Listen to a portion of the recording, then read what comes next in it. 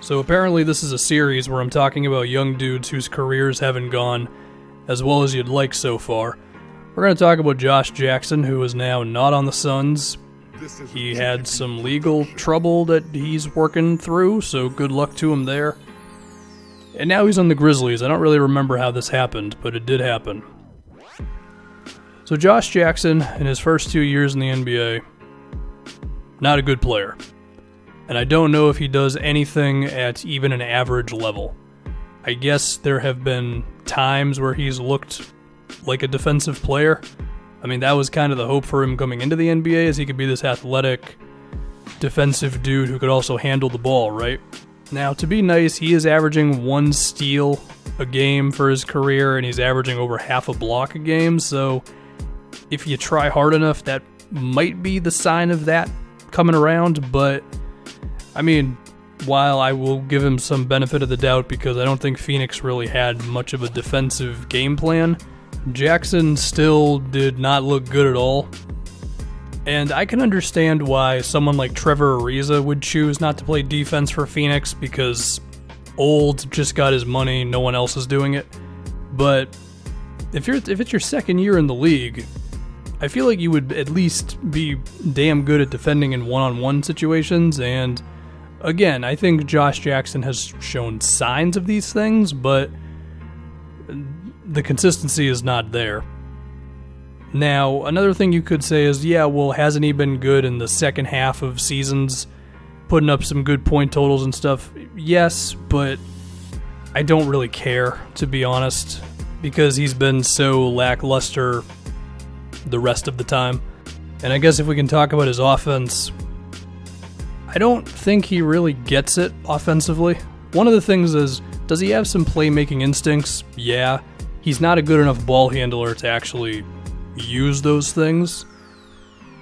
But he also just has a really silly idea of who should be shooting. I mean, the guy goes off the dribble a little too much. He gets tunnel vision. He attacks the defense with no real plan.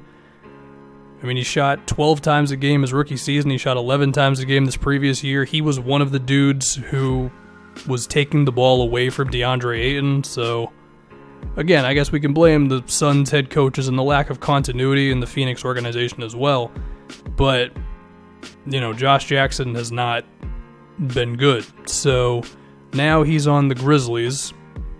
I don't know what's going to happen in terms of disciplinary action for Josh Jackson. If he's going to miss time, he might miss none at all. I really have not researched any of that stuff too hard. But I figure we're definitely going to see him for a decent chunk, if not the entire season upcoming here. So just looking at the Grizzlies' situation, can Josh Jackson be helped out here? Well, I mean, defensively, you'd hope that Jaren Jackson could just plug in a lot of the holes that the Grizzlies might have defensively along the wing and on the perimeter and stuff. That could also motivate Josh Jackson defensively because I do think his potential there still exists. And if there's just more of an emphasis on defense for this Grizzlies team, then perhaps that could wake up Josh Jackson a lot as well.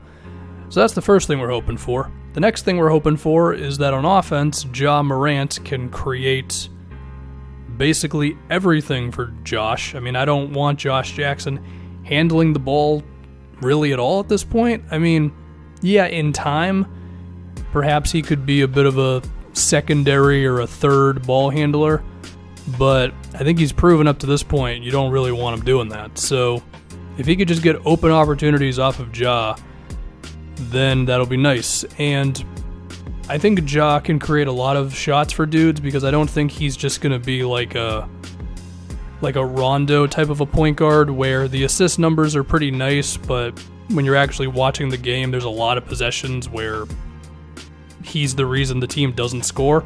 Like, I think Ja is going to consistently beat defenders, and I don't know where his jumper's going to be, but I just think he's going to be athletic enough and threatening enough at the rim to where someone like Josh Jackson could just get a lot of opportunities, right? Another thing for Josh is there's a decent amount of veterans in this team. I don't know if Iguodala is going to be on this team when the year actually starts. My gut tells me no. But they are smartly not buying him out. They want an actual asset back for him. But if he's on the team, I mean, he could be a bit of a leader for Josh Jackson. I kind of feel like Iguodala is more of a lead by example dude. I don't think he's a guy who is going to rally everybody together because, I don't know, you dive into Iguodala's personality. He's a bit moody and whatever else, but it's a possibility.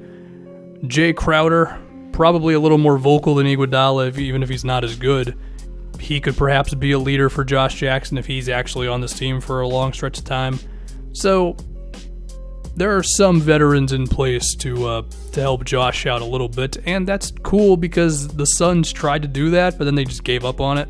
I mean, they got rid of Tyson Chandler after, 10 games or whatever it was last year, so yeah. And the other thing that could be good for them is it seems like the Grizzlies, they do have a lot of their foundation in place, right? It's Ja, Jaren, Dylan Brooks, the role players of like Tyus Jones and Kyle Anderson and Brandon Clark and whatever the hell else. So it seems like the Grizzlies are just kind of committed to that. I'm also going to hope they don't fire their coach like every other season or every year, really.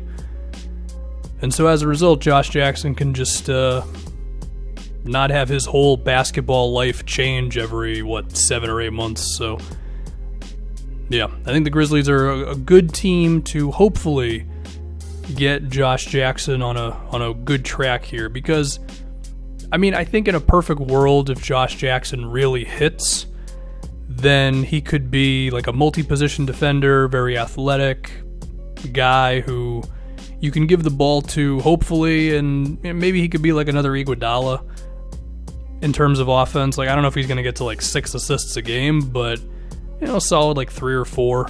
Someone who can just go off the dribble and close outs, and hopefully the three-pointer can come around enough. So that's being optimistic.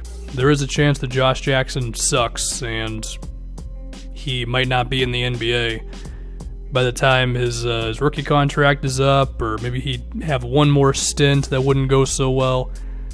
I don't know. I don't think the ship has sailed on him just yet, but the ship is definitely not sitting stationary either. So hopefully Josh Jackson turns it around.